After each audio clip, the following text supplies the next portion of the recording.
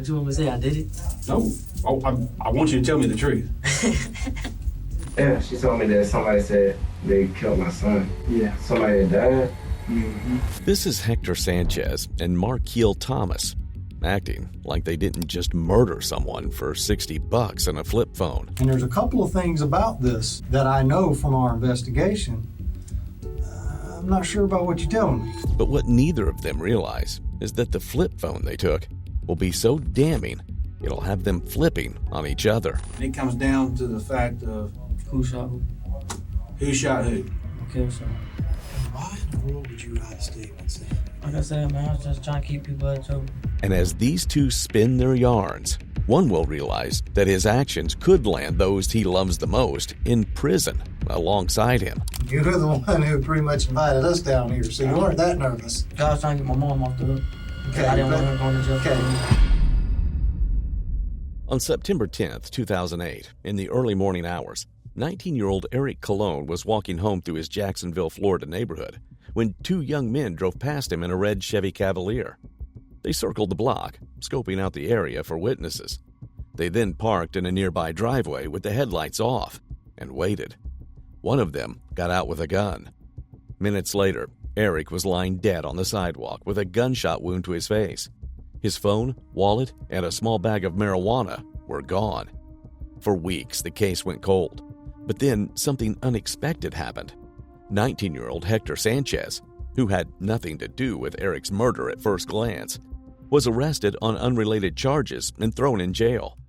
His family needed money for his defense, so they went to his apartment to sell some of his belongings.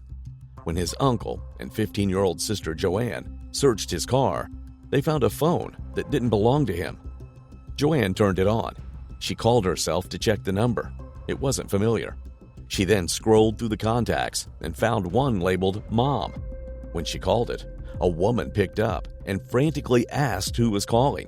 Joanne gave her name. The woman's voice broke and said, "This is my son's phone. He was murdered a month ago. How did you get this?" Joanne hung up, and that phone call would lead detectives straight to Hector and his roommate, Marquil Thomas, because that phone would eventually end up with Marquil, then back with Hector's mom, and then disappear in a hot potato-style cover-up that would get everyone burned in a case so heated it worked its way up to the very top of the American legal system, the U.S. Supreme Court. All right, what I want to do is, yesterday, you was at your apartment, and Joanne came and talked to you about a cell phone. Do you remember that? Yeah. Tell me what happened. First she had called me on the phone. It was like her uncle had found a phone in the car, whatever, a mobile phone. She was asking me who it belonged to, and I was like, I don't know. She had asked me who it belonged to, and I was like, I don't know. Then I remembered, and I called her back, and I was like, this was a phone that somebody had sold to us, or whatever, and I had meant to get it back from her. And then she was like, she had called, she went through the numbers and then called the number that said Mom, or whatever, and she was asking like who phone it belonged to. She was saying that somebody was on there crying, talking, so they killed my son, or something like that. And then she was asking like, who is this and where can I get the phone? And she ain't never tell her, like, or Joanne, I'm talking about, she ain't never tell her who she was or whatever to get the phone. So she said hung up, then she called her mama, Joanne's mom, and I don't know, then when I got home, then came down there and asked me about it. Okay. Who asked you about it? Joanne. Did she come down there with Maria? Miss Maria had came in later after Joanne had. So when Joanne came down there, did she have the phone with her? Yes, sir. What did she tell you? What did Joanne say to you? She was just asking me pretty much the same thing though she had asked me on the phone. Okay. Did she ask you where? You said something a while ago about they found the gun or the cell phone in Hector's car. Yeah, I think so. Do you remember how it got in Hector's car? Who you guys got it from? Nah, well, it was like, I think, what's the day? Today's October 1st. I think it was like 2 or so weeks ago, because somebody had sold us a phone. One of, I guess, Hector's old friends or whatever, because we was riding, we was trying to find something to smoke on. Yeah. You know what I'm saying? And he was like, I got this phone or whatever. Then I was like, then we was like, I'll take it, you know what I'm saying, half for like little side females or whatever. So he had took the phone, had paid 20 cash for it. Wait, slow down, man. Okay. When did you buy the phone? Did Hector buy the phone? I bought the phone. And it was 2 weeks ago? It was, I don't know the exact time. I'm just saying it was around roughly? Around like 3 weeks maybe. Okay. So around 3 weeks ago was it on a weekday, a weekend? It was on a Thursday, if I'm not mistaken. I don't really remember the exact date or number. It was during the week. It had to be because we had just got paid. So yeah, it was Thursday. We got paid Wednesday. Okay. So it was on a Thursday, yeah. roughly 3 weeks ago. Yeah. And where was you at? Was Hector with you? Yes, Where was y'all at when you bought the phone? we was past the mall, like, The Orange Park Mall? yeah, like not, like right. You know where that park at? It's like you go down. Matter of fact, you know where Orange Park Junior High at? Yeah. Like you go past that, and it's like the little basketball courts and stuff down that road. It was down there. Okay. Whose car were y'all in? It was in Hector. Okay. Do you have a car? No, sir. You. I'm taking over payments. Okay. Okay. So it was just you and Hector Yes, sir. by the basketball courts, by Orange Park Junior High. Past the junior high. Past the junior high. Yeah. Okay. Did you go to somebody's apartment, house? No, we was side the road. Yeah, we was like them parking lots over there. Okay. What happened? No, he had called because some dude had walked, like he was walking down the street and he had came in the car, he sat in the car or whatever. Then after we got what we had came and got for it, he was like, he had his phone, whatever, something y'all wanted, and it was a booth on mobile phone or whatever. And then I was like, I'll take that junk. And then he was like, yeah. You know, so that's like some extra holes or something like that. So I gave him some cash and he gave us a phone. Do you know who the guy was? No, I know the name D, that's all I know. I ain't never seen him before. They say he had worked at the dog track before, but he wasn't there when I was there.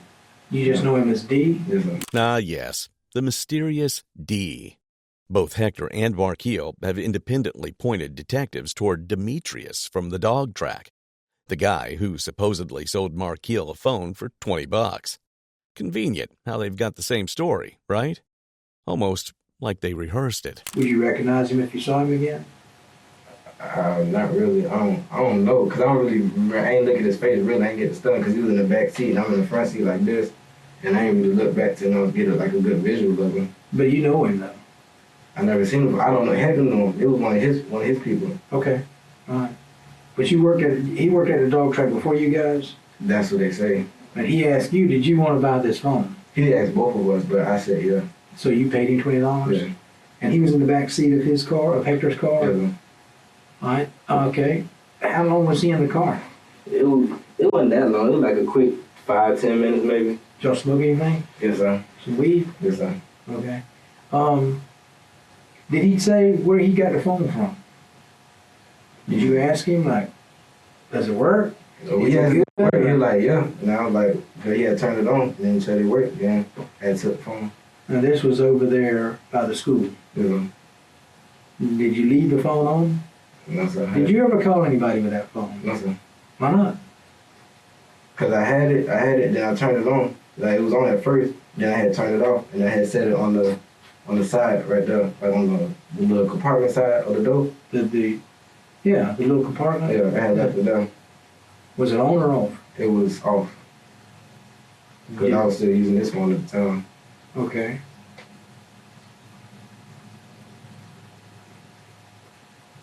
So did you ever use that phone to call anybody with? I had some numbers in there. I had just put numbers in there. You put numbers in there? But you didn't call anybody from it. Nothing. Did anybody call you on that phone? I ain't get no calls in. Okay.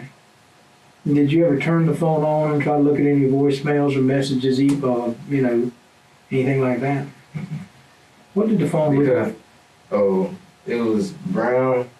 It was a boost phone, like brown right here, and like a little, like with the glass part, jump right there. Mm-hmm.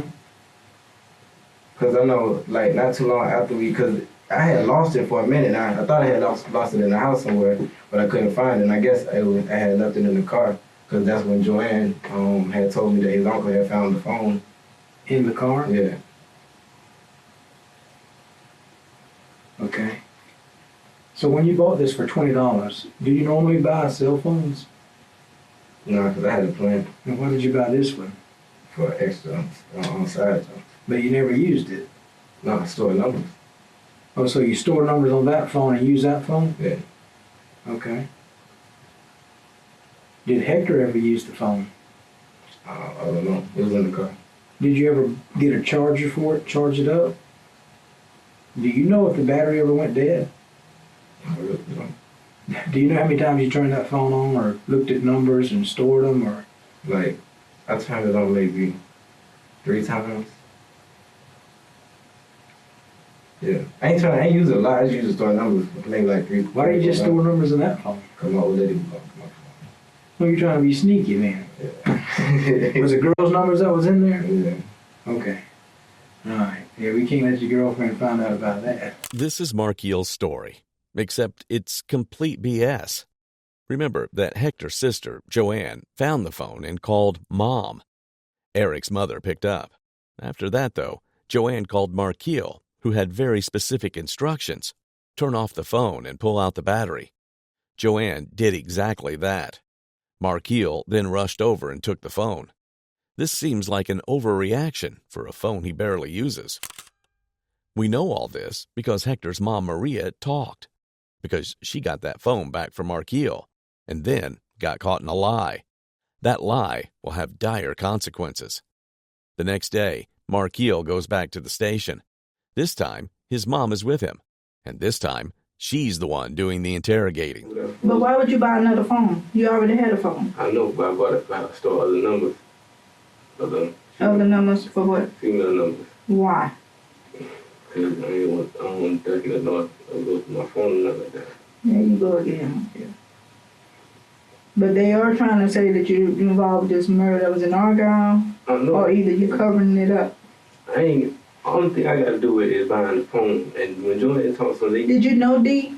no, that's what I'm saying. I don't know, bruh. Did you know that he worked up at the racetrack? That's what they say. They say you used to work there back in the day. Or when it was at McDuffie or something like that. I don't know. And I don't know, they trying to say that I had something to do with it. I ain't had nothing to do with it but buying the phone. Okay, don't. Calm down. As long as you weren't involved in the Markeel, it can be cleared. Because if you have to take a lie detector, take one to prove your name. But do not be covering for anybody because it ain't worth your freedom. You gonna go and take a rap for somebody on a murder charge? Was Hector involved in this? Who was with you when you bought the phone? Yeah,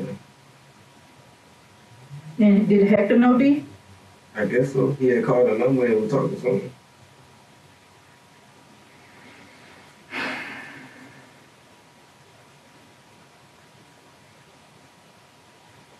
Where was you at the night this kid's supposed to got murdered? When he got shot. A couple of weeks ago. Remember that when I asked you about a guy in Argyle that got killed on the way I home? don't remember the exact date. We could have been It was right. like 1 something in the morning. I don't really remember. I mean, could we be riding around and stuff like that? If we wasn't in the park, we was probably somewhere riding.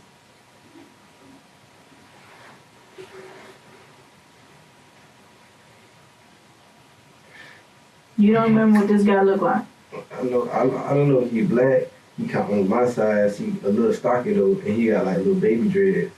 Like he's fresh. Like you know how you start him. He got like little baby dreads. You couldn't sketch him? I don't remember his face. Long it was a little minute since I seen him.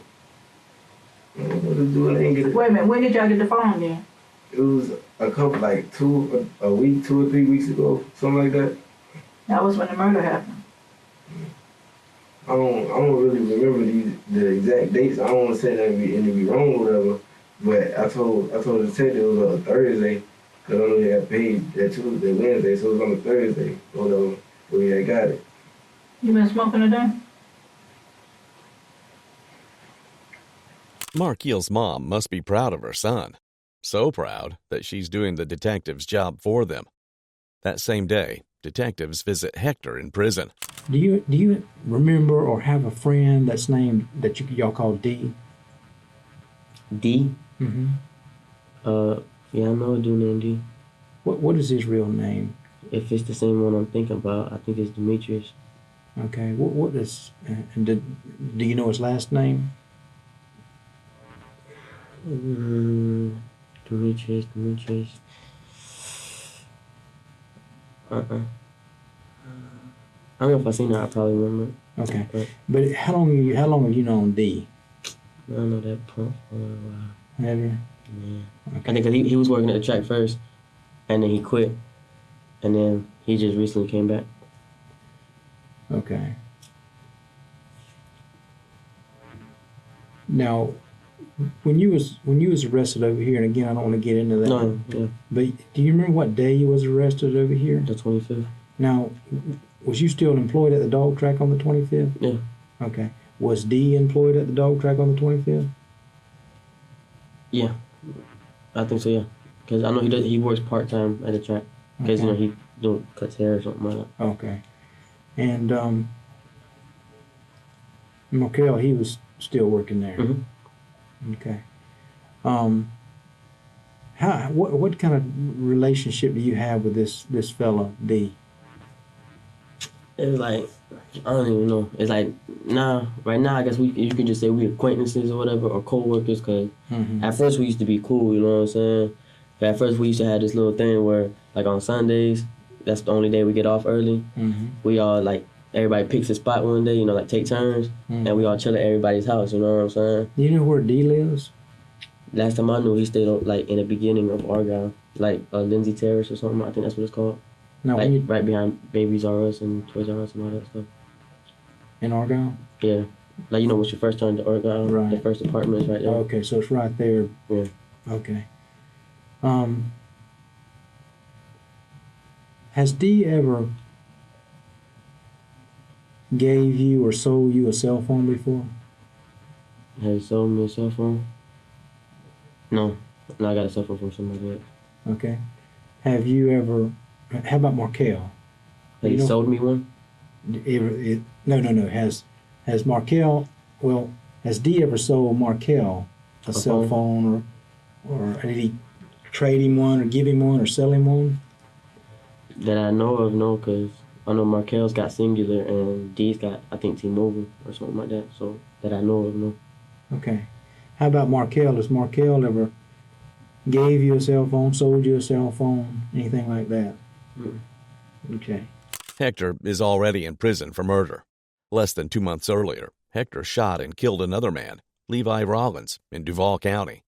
The thing is, Hector didn't get caught for that murder until September 25th, 2008, 15 days after he killed Eric Colon. That's when police showed up at his apartment asking him to come talk about the Rollins shooting. Hector voluntarily went to the station and confessed. He was arrested that day. 5 days later, his 15-year-old sister would find Eric's phone and call his mother, connecting Hector to a second murder. And I understand, we talked with Markel Mm-hmm. about some stuff that's going on over there. And What, at the house? No. Oh, what's going on at the house, No, man? no, You no, gotta no. tell me, man. That's my house, man. No. I mean, he just is over there in Clay County. Oh, okay. So there's nothing going on over there in your neck of the woods. Oh, okay. I was about to say, man. But with Markel, he's is he a good friend of yours? Yeah, that's my dog, man. That's my road dog right there, man. Is it? That's the only person I really love. Other than some people in my family and stuff, Okay. man. Let me ask you this here. Markel's telling us that he was with you around September the 11th or 12th. And I know that's going back a little ways. Do you happen to know, it's a couple of weeks before you got arrested over here, do you happen to know what you were doing around the 10th, 11th, or 12th of September? Ooh, doing? I have no idea. Did you? 'Cause I know we're always, you know what I'm saying? We're pretty much together because, like, I'm his ride or whatever. He's always riding with you. Yeah, because he doesn't, like, if his parents or something ain't picking him up to take him Right. somewhere, Right. I'm taking him somewhere. And you got the red car, Cavalier. Yeah. four-door Cavalier. Mhm. And it's my understanding that he's evidently taking over the payments or something on that car, or trying to help Yeah. you out with it, Yeah. or something like that. Okay. He says that around, I guess, the 12th or something of September, I think y'all get paid on a Thursday. Wednesdays. Wednesdays? Mhm. Okay, he's thinking it was Thursday. that he said that you had called up this fella D. Does he know D? Does Markel know D? Like, hey, I can call D up and he knows me? Or you? Yeah, like they know each other from the job. You know what I'm saying? I don't know how cool they are because we was all cool at one time, but everybody fell off with D. Was he just a problem or? Nah, he was cool or whatever. You know what I'm saying? Yeah. Okay. Markel says that around that time, September 12th or somewhere right around in there, that you had called D up and he had met y'all over there by Orange Park Junior High. You remember something going on like that? By junior high. Yeah. I remember we talked to him one day, but I know we met him, but I don't know. Markel is saying that you guys met him over there and bought up some weed or something, smoked some weed. And I'm not here to talk about dope or something like that, you know. But he says that you called D up on the phone and y'all drove over there close to Orange Park Junior High and met him. He got in your car and he was in the back and you just guys was chilling out, smoked some weed or something like that. Do you remember that? I remember smoking with him, yeah. Was it? Okay. Markel is telling us that during that incident that there was a phone that he had, that D had, and that he sold it to one of you guys. I know. What is it? I know I didn't have a phone. I got two phones of my own. Right. So Markel saying that he took the phone, okay, and he said he needed the phone to store some numbers in. Does that sound like you've heard that story before? Could that have happened? Yeah, I think so. Like a little flip phone or something like that. Yeah, boost phone, something like that. Well, I don't know what time. I think I remember now. Okay. Yeah, I know there was a phone, but that's it. Okay. Now, did you pay for that phone? Did Markel pay for that? Do you know how? I don't know how the transaction went down. Okay. Because I just know I remember a phone. But I don't remember like that day. I remember Markel told me he had a phone, but like I think it was a couple days afterwards or whatever. He's like, this was for the hoes and shit. Let me ask you this here. Did you see D with the phone that he handed or sold to Markel? I remember D said he had a phone, but I don't he never showed it to me. And then that day while we were smoking, if he did show it, I was probably high. Yeah. So Markel is saying that he paid him $20 for this phone, and that he did want to put some girls' phone numbers in that phone. Do you remember that? I remember he told me about the females and stuff on the phone. Was it that night? That he got the phone? Or yeah. I don't know. When y'all drove off from there, did he say, I got this phone? Did he show you the phone? Yeah. Okay. Hector's gone from categorically denying that he or Markel bought a phone from D to detailing Markel's purchase of a phone while getting high in his car with D in the back seat. It's an inconsistency that will only grow in magnitude as the case progresses. The other day, that phone was used that he got from, what he is saying that he got from D. That phone that he got belonged to a fellow that was killed over there in Clay County. Do you remember hearing about a young fellow that was killed in Argyle off of Cheswick Oaks back up in there? I think I know what you're talking about, because my boss, like one day was like he didn't tell us if he was a young guy or something like that. He was like, he came up to everybody, he's like, hey man, did y'all hear about, that guy that they found on the side of the road or something like that? And that's all he told us. And then, because he was talking to like another manager dude, and he was like, yeah, he's like, it's off in your area. And then okay. Anyway, that phone was used, and we've been able to trace that phone back to the victim. It was belonged to the victim. Okay. That phone was found in your car a few days ago by your uncle, and I guess Markel had left it in there or something like that. And they were looking for your phones. Your sister was looking for your phones, I guess. Yeah, because they were trying to do something, so my uncle could take over my phone payments or whatever. Right. And then one of my other coworkers wanted to buy a different phone, like one of my other phones from me. So they were going to take all my information out of it so that way they could sell it to him and send me money. as a commissary. Okay, all right. So when that phone was, your sister picked that phone up and she was scrolling down and then she called somebody on that was in the phone. And they called us, and that's when we found out that it belonged to the young fellow that was murdered over there. So last night, or yesterday, we talked to your sister and to your mother and asked them about this phone. And they are saying that, that they used the phone. They were hesitant to tell us what happened with it. You know, they were kind of scared, since they found out that phone belonged to a guy that was murdered. Yeah. And they said that, that they had got rid of the phone and all this kind of stuff. Well, we found out that they didn't actually get rid of it. And they talked with us last night, and they're helping us.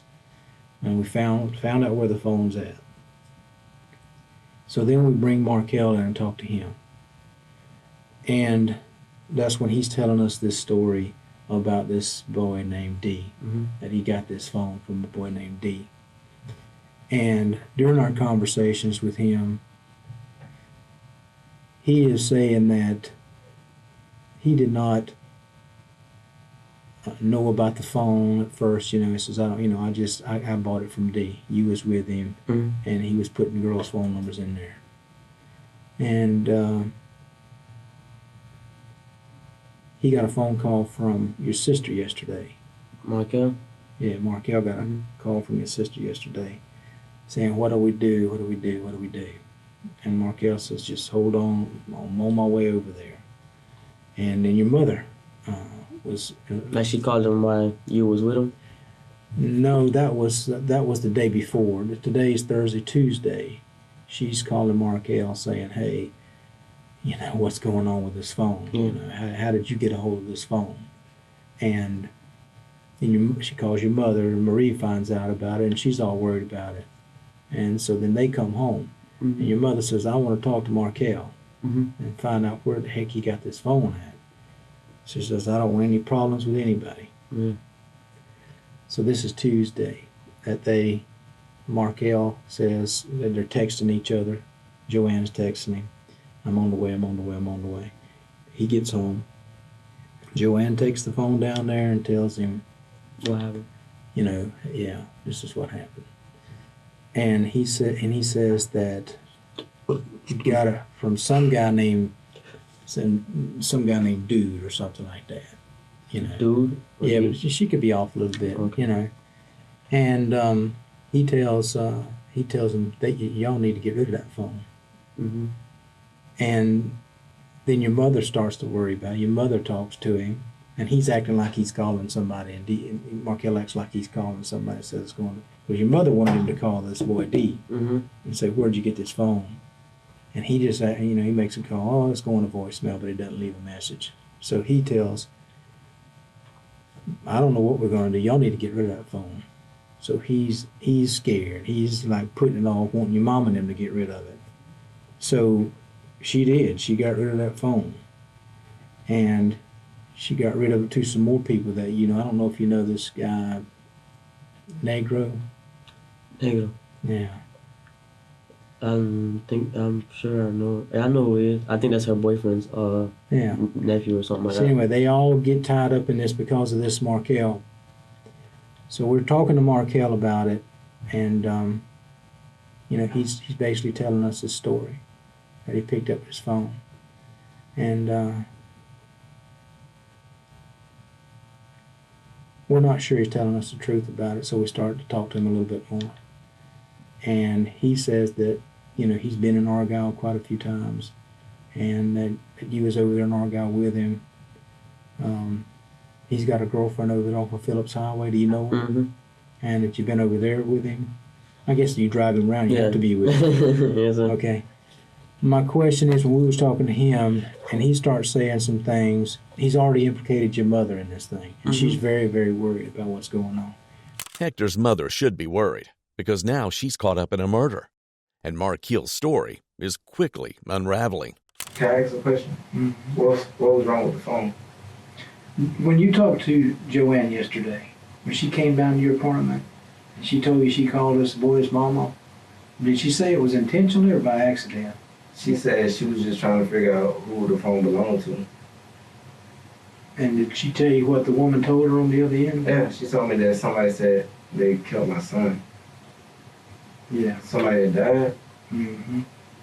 Do you remember the young man that was killed off of Chesapeake Oaks about 3 weeks ago? He was walking home and was murdered out there. Do you remember anything about that? My guy? Mhm. I ain't hear about it. Well, I think my mama had asked me about it. Since times ago, I know about some little boy that had got shot around where my dad stayed. Mhm. That phone belonged to him. For real? Mm-hmm.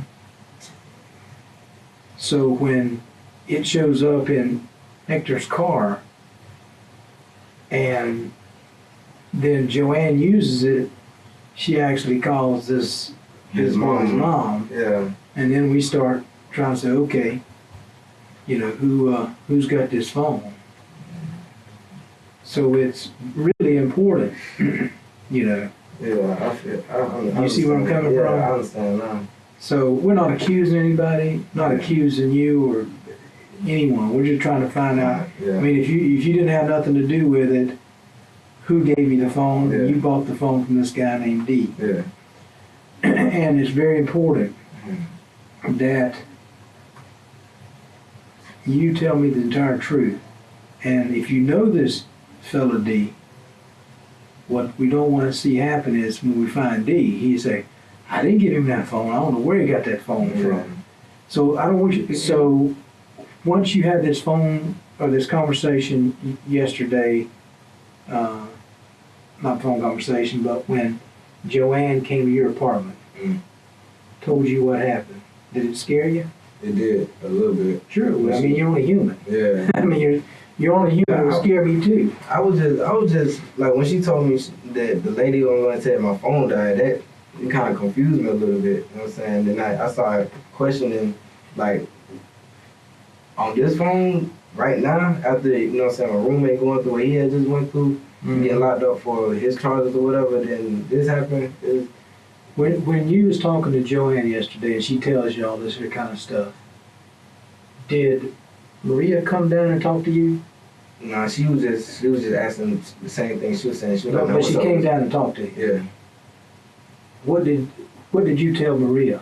I told her that we had got the phone from this dude named D, like a couple of weeks ago. He had bought the phone. Okay. Did you tell Maria or Joanne that, did they tell you, call this fella back that you got the phone from? Did you call the fella? You know what I'm saying? You didn't call nobody? They didn't tell me that. Oh, they didn't? They didn't say, did you tell them, well, I called and he said, get rid of the phone? You know what I'm saying? Are you sure? Yeah. Because that's what they're telling me. They said that he called me and told me to. No, they said that they wanted, you said that you got the phone from some guy at work at the dog track. And Said what? they said that you got the phone from some guy, some dude you was calling, and they thought it was from the guy at the dog track. And they said, call this guy and see where he got the phone. And you said, hold up, they told me that? Told me to call? They asked you to call this fellow where you got the phone, and you told him, well, I called him. You told Maria that I called him, and he said, get rid of the phone, and hung the phone up. No. You didn't do that? No. Okay. So what we're going to do is, if we have to subpoena your phone records, if you made a call yesterday to somebody about the time that she's saying it, it's just going to make it look like you're lying. Yeah. And I don't want that to happen. Oh, okay. Am I going to find something? Yeah, you might find my numbers to my old lady or something like that. I don't know around what time it is, but It's about 3:45. yesterday. Yeah.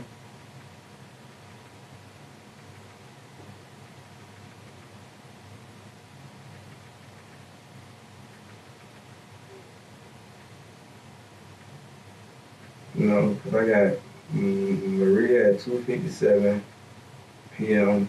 Now, did Maria call you? Yes, sir. Can I see that a second? Okay. And that's Maria Torres? Yes, ma'am. Oh, yes, ma'am. Okay. She called you yesterday. It all looks really bad, but still the case hits a wall. Police track down Demetrius, who denies ever selling them a phone.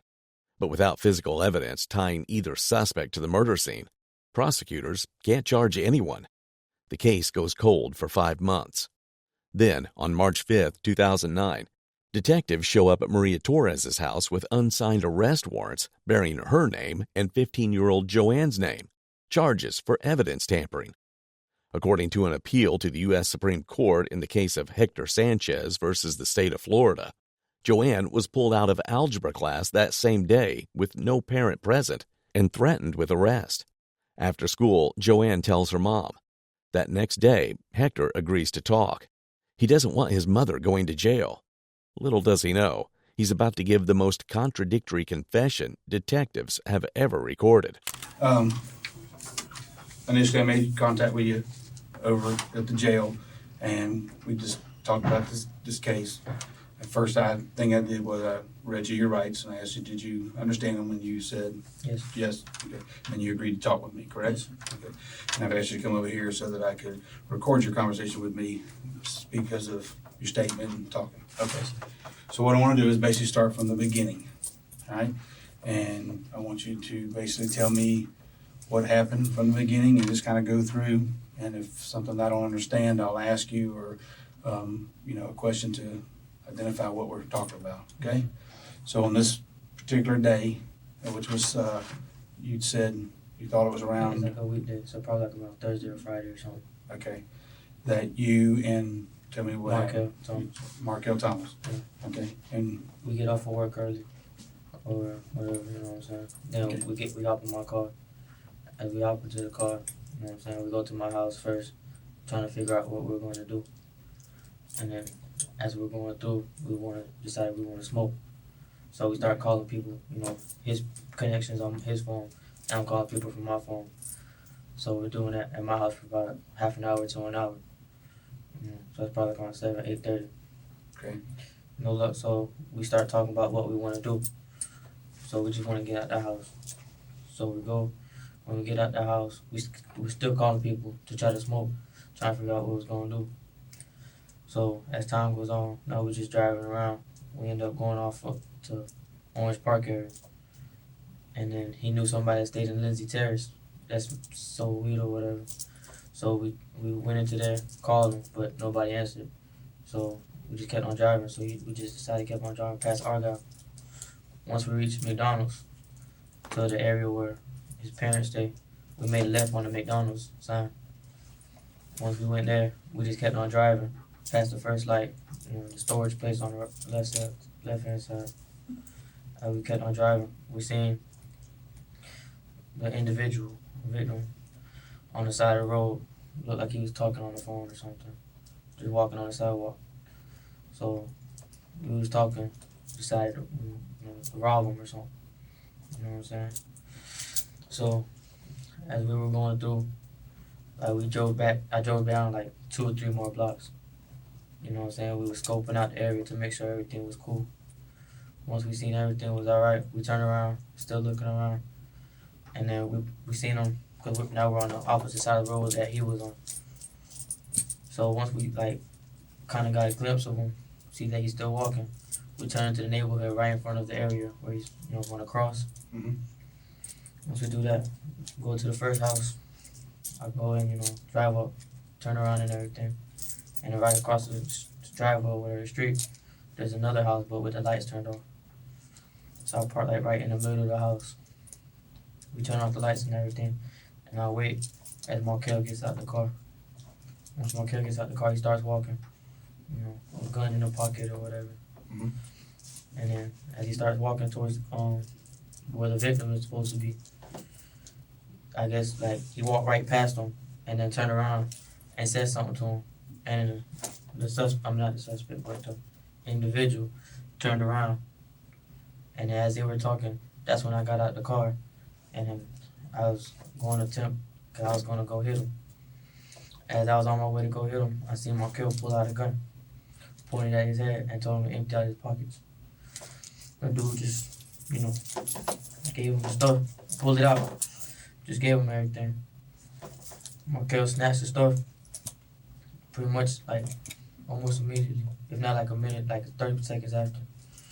He pulled the trigger while I was still running towards it, you know what I'm saying? Everything happened so quick. So as I was still running, I was like, oh, what the fuck? So then I turned around and I was like, man. And then once he ran back to the car, I was like, man, what the hell happened? I was like, you know what I'm saying? Why you do that, man? And then I was like, that's not how it's supposed to go down. And he was like, man, don't worry about it, just go. So as we kept on driving or whatever, I made a left out into the thing going straight back to the McDonald's. You know what I'm saying? Nothing, like, we just asked him what he got. He pulled out some weed, some money, and a cell phone. We was going through the phone or whatever. You know what I'm saying? And Markel later turned it off and took the battery out and put it on my side door. After that, we just took the weed. I had the weed in my hand, and we was like, okay, we're gonna smoke tonight. Dude had probably like $50, $60 on him. We split it in half. We started driving, head down the Rampart. We make a left, just drive all the way down till we get to Wilson, make a right. Then we head there, and then there's a BP gas station on the right hand side. We pull into there, buy a blunt, I think like 2 blunts. Then after that, we just go to my apartment. I think my mom's house still. And then we go in there and smoke. Then after that, if I'm correct, if we didn't get the apartment yet, I took him back to his mom's house. And then I came back home, and that was it. And then we never talked about it again. Hector's now putting all the blame on Markeel. But is he dumb enough to lie again? He knows police have multiple charges hanging over his mother and sister. He's already in prison with a life sentence. So what does he have to lose, really, by not coming 100% clean? Well, it turns out he has a lot to lose, because Florida has the death penalty. Okay. Now, before he gets out of the car, he starts walking up there, you'd already knew that he had the gun, and y'all had already discussed that that the plan was to rob this boy y'all looking for weed. Weed or money or something. Weed or money, okay. So he gets out of the car, and you said that he had his gun in his back pocket. Okay. And you said that when you went, he either got the gun from your house or the backpack. But earlier you had said that he got it out from underneath the passenger seat. Yeah, that's when we got to the place that we were going. Okay, so Once we got to Argyle or whatever, because he put it under my seat. Okay, so you're saying that when he stores the gun out of sight, out of mind, it's either in the backpack or at the apartment. But at this time, he had already taken it and put it under the passenger seat or the driver's seat, Passenger seat. where he was sitting. And you say he takes the gun out from underneath the seat, and you see him put it in his pocket. And then he gets out of the vehicle, and the plan is to rob us. Okay. And at that point, you stay in the car or you get out of the car? At that point in time, I'll stay in the car. Okay. But what was the plan for you? What was the plan for you to help him, Markel? Once he got the dude's attention, like back towards me, I was gonna run out the car, and I was gonna jump him from behind, like attack him from behind. Okay. So you're gonna come up behind him, and he's gonna distract him. Now You're gonna come up and hit him, and as you approach to do your part of hitting him, he's already got him distracted. But you said at that point you see Markel take the gun out of his back pocket and point it at the victim. Okay. And then did you hear Markel tell him empty your pockets, or he'd already started doing that? I think he already did that because when I was already out, the dude he was already snatching the stuff out of his hand. Okay. So earlier you had said you heard him say that. No, I say he must have said that in between because I was still in the car because he was already talking to the dude, distracted him. Okay. And then once I seen that he had his back towards me, that's when I came out the car. Like once he approached him. So he's got his attention. Your job's now to come up and hit him, and instead Markel pulls out the gun and points it at him. And as you approach, Markel's now grabbing the stuff out of his hands. And you said within a few seconds. Like a few seconds after he snatched stuff, I seen a dude drop to the ground. You could hear the gunshot. Did you see the gun fire? Yeah. I mean, you're close enough now, you can physically see Markel holding a gun, and where was he pointing it at? And the dude's head. Okay. So this guy's standing here, and Markel's got the gun. You hear the gunfire. Where did you see where he struck him? Where the bullet struck him? I just know he pointed at his head. Okay. Because I was looking back at the time when I was running towards him to make sure everything was still clear. And then as soon as I turned my head around, like almost reaching him, I seen him shoot. Okay. So you seen the gun. You seen point the gun at the victim. The gun fires, and the next thing you see is the victim Just drop. drop. And I asked you, did he fall backwards? And I described a commercial, but we said basically a tree falling, or did he kind of kneel to the ground, or did he kind of noodle effect where he just kind of went straight down? The noodle effect. So his knees kind of buckled, bent, and he went to the ground. Correct? All right. Let me ask you this. You said he pointed the gun to his head. Was it to his side? Was it to the back of his head, top of his head? The front. It was to the front of his head? Was that gun still pointed to the front of his head when you saw the gunfire? Because the dude was facing like straight up, you know what I'm saying? And did Markel have that gun in his right hand, left hand? From what I remember, it was his right hand. The medical examiner would later testify that the gun muzzle was pressed hard against Eric's skin when it fired. The entrance wound was just below his left eye. The exit wound was on the right back of his head. That level of contact, that proximity, means whoever shot Eric was close enough to see his face, close enough to look him in the eyes. Right. Now, back to when he took the stuff from the victim. What he took was what? Weed, money, and cell phone. Okay. The cell phone, what type was it? Do you know? A boost mode. Boost mode.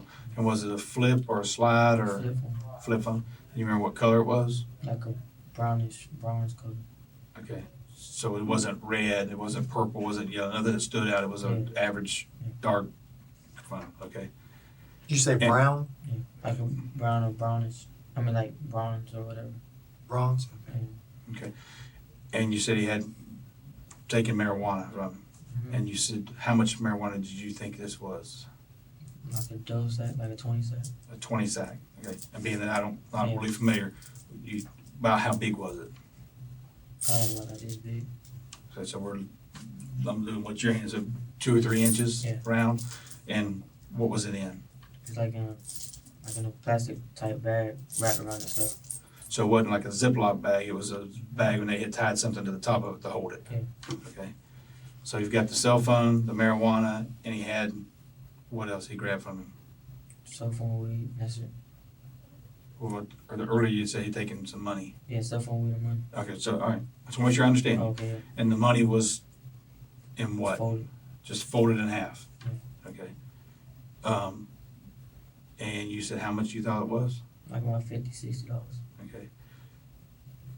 And never did you see this gentleman's, the victim's identification, the driver's license, credit cards, notes, anything? No. So it was just strictly these 3 items? Yeah. Okay. And what did y'all do with the money? We split it. So you got, Like about 30. and he got, 30. and he got the same? Yeah. Okay. And what did y'all do with the phone? He just turned it off. At first we went through it, then turned it off and put it on the side door. Okay. So when you say when you went through the phone, what does that mean? Like just to look what's in it. Like look to the pictures Names, and stuff. phone numbers, just anything that's stored inside of it? Yeah, Okay, just to see what it had. okay. And y'all, when y'all were going through this phone, where are you at? Was driving. Okay, so this, when you're going through the phone, is this right after he was Yeah. shot and y'all were driving away and y'all were actually going through the phone now? Were you going through the phone or was Markel? Like at first he was going through the phone and then we seen this picture of this girl. He's like, and he showed me his girl. He's like, damn. So I looked at it.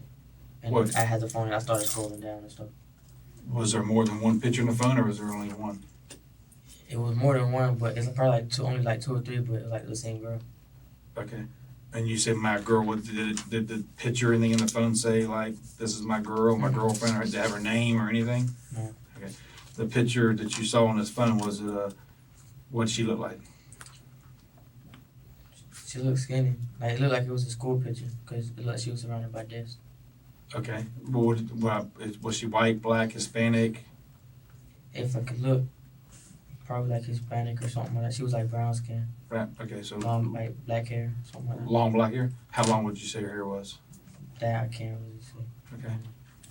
Was to you, did y'all consider that she was pretty or Yeah. cute or whatever? Yeah. Okay. So, all right. Anything else in that phone that, Just pretty much looking through like the features and stuff to see what it had, because I never seen that phone before, so. okay. I don't know much about Boost Mobile, so try to help. I mean, was there any feature in there that stood out to you? That they have the service of that maybe I don't have? I don't know, because I didn't like check everything. I just looked to see like with the menu and everything, because we pretty much just looked through the photos and stuff like that. Okay. Did y'all ever call anybody on that phone? Okay. That night, you look through the phone, you see her picture and all. At what point did he take the battery out of the phone? While we were still in the car. So was that after you went to the BP and bought the blunt? Were y'all still No, looking at the phone? everything's before.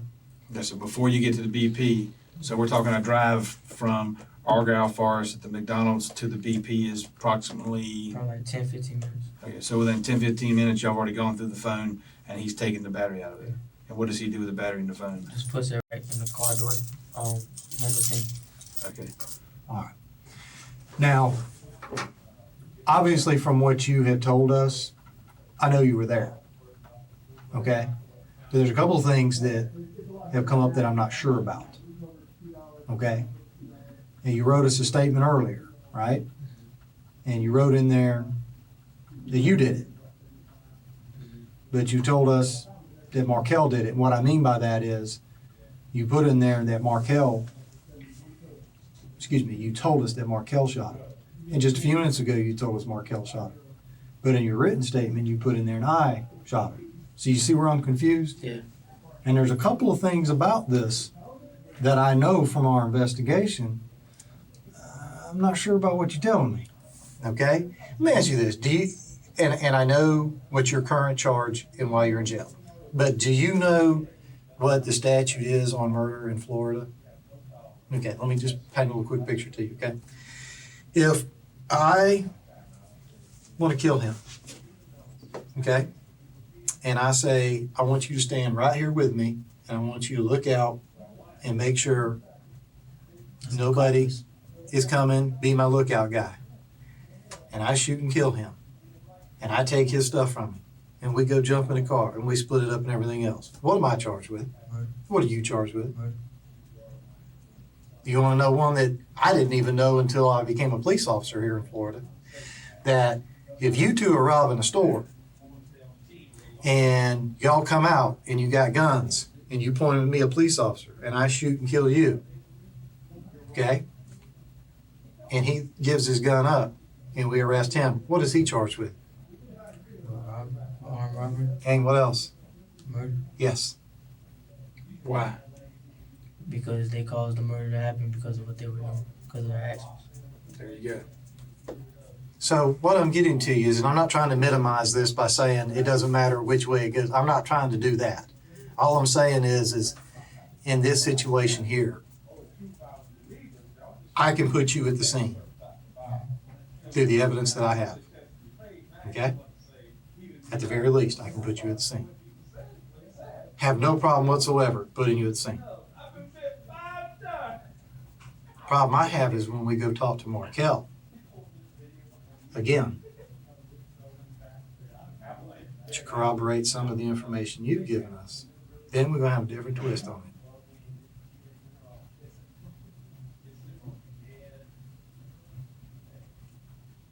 Do you know where that gun's at? Because you know it's going to be one of the things if he's willing to say, "Oh, wasn't my gun. That's Hector's gun. Hector's the one that shot him. I'll tell you where the gun's at." Then I ain't got no defense to that. Cause I didn't have that gun. You know what I'm saying? Yeah, I played, you know what I'm saying? But why would you play us? Huh? Why would you play us? I was nervous, like I said. You were the one who pretty much invited us down here, so you weren't that nervous. I was trying to get my mom off the hook. Okay, I didn't but, want her going to jail for okay. no reason.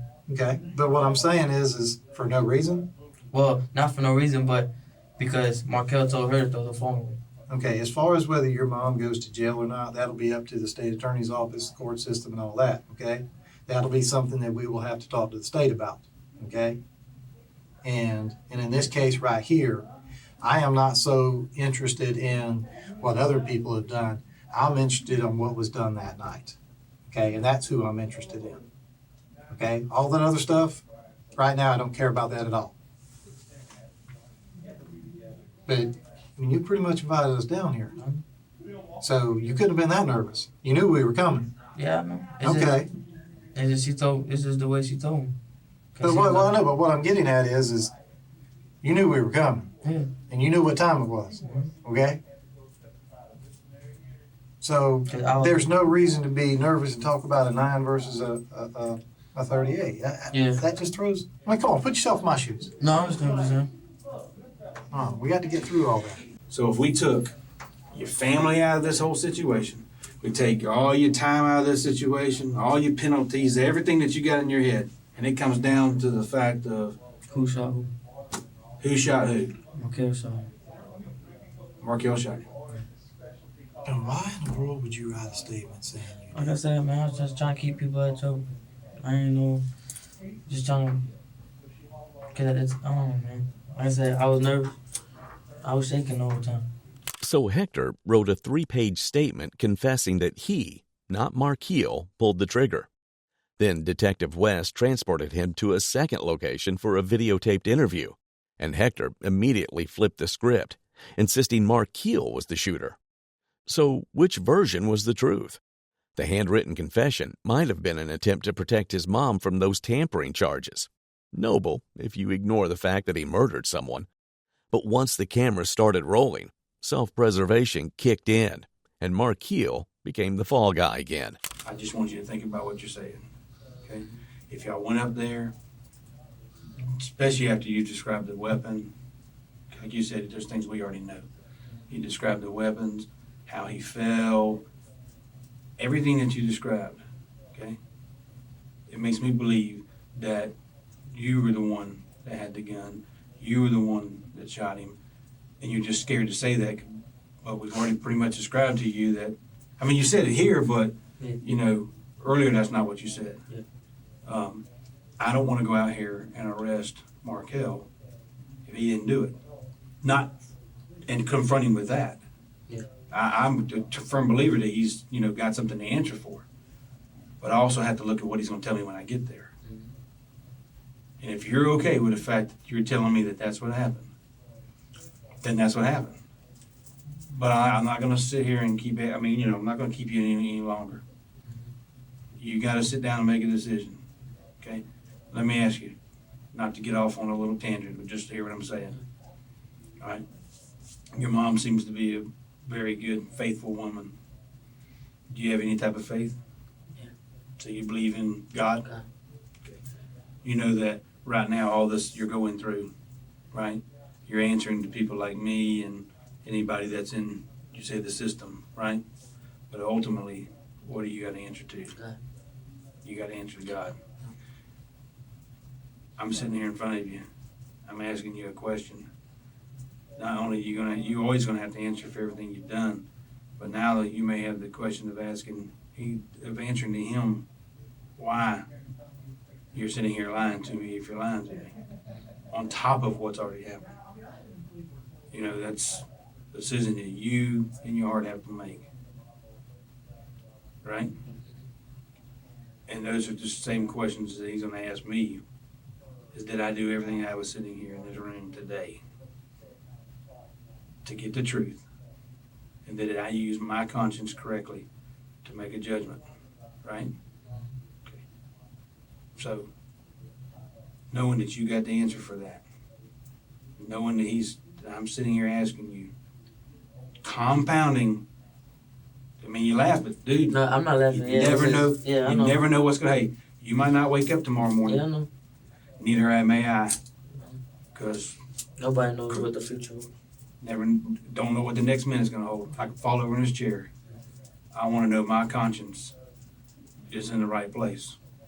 You need to make sure your conscience is in the right place, right? So you gotta make a conscious decision. If you were there and you pulled the trigger and this boy was shot during a robbery and you meant to do it, that's one thing. I don't think you did, because I don't think what was said, what was heard on the phone, I don't think it was one of these major confrontations. If that's what happened, that's what it is. If Markel did it, that's what it is. So think about what I'm asking you. What happened? Did you shoot him? No, Markel shot him. Markel shot him. Okay.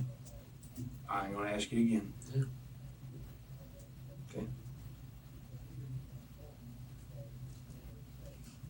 You sure? Yeah, I'm positive. It's just, it's crazy. I don't know. It's not crazy. It's No, I real, it's understand. real simple. Yeah. It's real simple. Yeah. But listen to me. Let me ask you this: before you came in to talk to me today, all this was in your head, right? About what? About all this happened. Oh. Your head all bottled up inside, right? Yeah. And be honest, since you've sat here and talked to me, have you not felt a little better? Mhm. Sure you have, because you know what's going on. You can't let that sit on you, because that's going to eat at you. All right? It's going to eat at you bad. It's been eating at you up to this point, hasn't it? Because you're sitting over here in a jail, and there ain't a whole lot to do. Eventually, I mean, it's going to catch up to you. You're going to be thinking about it. It's going to weigh on you. And who you going to tell? The dude sitting in the jail with you? I mean, who's he? He's got his own issues. He ain't gonna care about you. No, people care about you out here. I've met all of them. Detectives are making Hector laugh, lubing him up for a confession. And it's working. Did you shoot the guy or not? Was Markel standing next to you? Nah, he was running up. He was coming up? Yeah.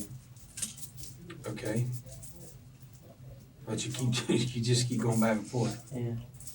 Because I'm not worried about it anymore.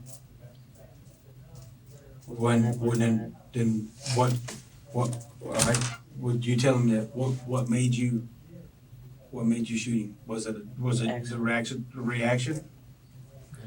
So, I didn't, you know what I'm saying? That safety feature that they do. what kind of gun is it? I don't know. I mean, what make? You said safety feature. But I'm saying I didn't do what y'all do, you know what I'm saying? About the. Oh, with your finger? Yeah. No, who would? I mean, the average person would. No, yeah. But that's what I was trying to tell you. That's why we do that. Yeah. So I tried to explain that to you, so you could. No, yeah. That's why we don't. Because what if I was walking in the door of a house for whatever reason, my partner's in front of me, and I get my finger on the trigger, and we're going to the door, and a guy behind me bumps me. Boom! I just shot him in the back. Yeah. That's all I was trying to show you. No, yeah. So, who got out of the car first then? I did. And you're going over there. Yeah. And he come up behind you. But he didn't make it all the way to us. Okay.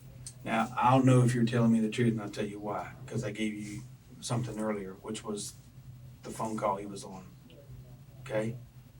Now, all bets aside, don't lie to me, Hector. Because this, you know what, all this other stuff, if you tell me what I want to know, and you tell me right now, I'll know you're telling me the truth. And I'll get out of my chair and I'll walk out of here. Is that fair enough? Because you're the one. I don't know what you're going to ask. What am I going to ask? What was Don't it? answer it. Just ask me. What am I going to ask? What was it? Well, because that's what this person heard. Yeah. So tell me what was said. If you tell me the truth, you'd be the only one to know because you were the one close enough. And I'll get up and I'll walk out of here. I won't bug you no more. What did you say to him? I don't remember. You don't remember what you said? Just empty your pockets, give him money or something. Were you already pointing the gun at him? Yeah. So he's like this, and you walk up, and you pass him, I passed him, didn't pull it. and you pull out the gun. And he's still on the phone? Yeah. Like, And you put it said- down. He's bringing it down, and what did you say? You said empty. I'm just repeating. You said Empty empty your pockets. Okay. And what do you say? He's like, what? Okay. And then what do you say? I don't Was he scared? Shocked in a way. Like, Shocked? I was scared, yeah. Did he say anything that made you know that he was shocked? Do you remember what he said? No. Did he say anything? I don't remember. So this guy, you got a gun pointed at him. He had a phone to his ear. You tell me in his pockets, and he don't say anything to you. He was, I mean, he's like, "Whoa, what's up with this?" Did he say, "Oh no, who are you?" I mean, I don't really remember. did he say anything? Yeah, he said something. What did he say? I don't remember. Did he say, "Kiss my ass"? Was he mad? Nah, I mean, I know y'all didn't sit there and have a conversation. nah. I wasn't like that. What did he say? I don't know you're telling me the truth. I don't know what he said. I really don't. What else did you say to him? When you said empty his pockets? Hmm? Give me the phone too. Give me the phone? Then what do you do? And he closed the phone. Okay. That's what happened. He pulled everything out, took everything off. When you pointed the gun at him, did he ask you anything? Like, what's that? Or something like that. I don't remember. He said, "What's that?" Like, what's going on? Did he ask you what kind of gun it was? No. You know, like somebody would say, "Man, dude, what's, you know." Like, what's that 9mm? Nah. You're saying he asked you that? No, I'm just saying, like. Oh, he didn't ask you that? Yeah, like in reference to what you said. Oh, okay. No, he said. So let me ask you this. When you're standing there with a gun in your hand and you're pointing at him, at what time did the gun go off? After he took the stuff, I mean, did Markel take the stuff or did you take the stuff? I took the stuff. So you got, look at me now. I mean, let's get real here. You got a gun out, right? You pointed at him. Your adrenaline's flowing. You're excited. You tell him, "Give me your stuff." You tell him, "Give me the phone." He shuts the phone. And now he's got a phone in one hand, right? He's reaching his pockets. He's getting his other stuff, right? So and he comes out with the marijuana, And some money. the money, and the phone. Okay, and he hands all three things to you. So he's got his hands up here, and you still got the gun in your hand. And does he lay them in? Did you hold your hand all this? He lays them in, or did you take them from him, or? Like, like, not even. I mean, think about That's it. natural, just, you know what I'm saying? All right, just hold your hands up. Let me show you what I'm talking about. You got a phone and some money, and which paper would fall down, so there's got to be some type of grasp to hold it.